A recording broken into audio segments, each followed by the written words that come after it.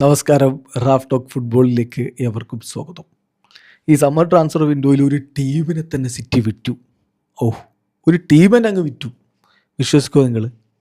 എന്നാൽ അങ്ങനെ സംഭവിച്ചിട്ടുണ്ട്. നമുക്ക് സിറ്റിയുടെ താരങ്ങൾ ആരൊക്കെയാണ് പുറത്തേക്ക് പോയതെന്നുള്ളത്. റോഡ്രി പോയി, ബാഴ്സലോണയിലേക്ക് പോയല്ലോ. ബെർണാഡോ സിൽവ, ആളിപ്പോൾ റയൽ മാഡ്രിഡിലാണ്. ജോൺ സ്റ്റോൺസ്, സാവിഞ്ഞോ ഇന്നലെ പോയി ഗോളൊക്കെ അടിച്ചു ഇവിടെ ടോട്ടൻഹാം ഹോട്ട്സ്പറിൽ. Tijjani Reijnders, James Trafford, Manuel Akanji, Nathan Ake, Nico Gonzalez, ഇപ്പം അദ്ദേഹം പോയി കഴിഞ്ഞു. അതുപോലെ നോമർ മർമോഷ്.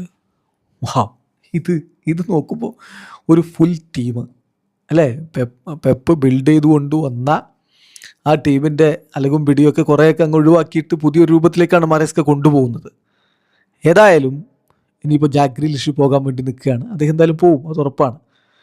അപ്പോൾ സിറ്റിയുടെ ഒരു വിറ്റ താരങ്ങളെ വെച്ച് നമ്മളൊരു സ്ക്വാഡ് ഉണ്ടാക്കിയാൽ, ഒരു ടീം ഉണ്ടാക്കിയാൽ, ഗോൾ കീപ്പറായിട്ട് ട്രഫോർഡ്, ഓക്കെ, ഡിഫൻസിൽ ഫിലിപ്സും സ്റ്റോൺസും, ഇരുപാർശ്വങ്ങളിലായിട്ട് നദാനേക്കയും അക്കാൻജിയും, ഓക്കെ, മധുരയിലേക്ക് വരുമ്പോൾ നിക്കോ ഗോൺസാലസ്, ടിയാനി റെയിൻഡേഴ്സ്, റോഡ്രി.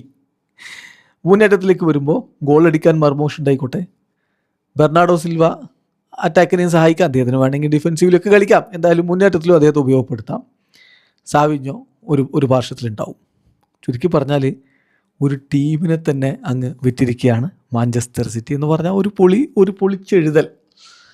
ആദ്യ കളികളൊന്നും അത്ര കൺവിൻസിങ് അല്ല സിറ്റിയുടേത്. ഏതായാലും മറേസ്കയ്ക്ക് കുറച്ച് സമയം കൊടുക്കാം എന്നുള്ള രൂപത്തിൽ തന്നെയാണ് സിറ്റി ആരാധകർ അതിനെക്കുറിച്ചൊക്കെ സംസാരിക്കുന്നത്. ഏതായാലും കാത്തിരിക്കാം എന്ത് സംഭവിക്കുമെന്ന് അറിയാൻ വേണ്ടി. ഇങ്ങനെ ട്രാൻസ്ഫർ മാർക്കറ്റിൽ ഒരു ടീമിനെ തന്നെ വിറ്റ മറ്റേതെങ്കിലും ടീം ഇത്തവണത്തെ ട്രാൻസ്ഫർ മാർക്കറ്റിലുണ്ടോ? ഉണ്ടെങ്കിൽ, നിങ്ങളുടെ ഓർമ്മയിലുണ്ടെങ്കിൽ ഒന്ന് കമൻറ്റ് ബോക്സ് രേഖപ്പെടുത്തണേ. വീഡിയോ അവസാനിക്കുന്ന ഫുട്ബോൾ ലോകത്തെ കൂടുതൽ വിശേഷങ്ങളുമായി റാഫ് ടോക്സ് എത്താം.